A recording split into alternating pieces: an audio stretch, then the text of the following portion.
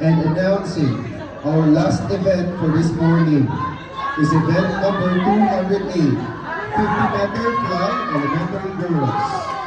Our last event for this morning is event number 208, 50-meter fly elementary girls.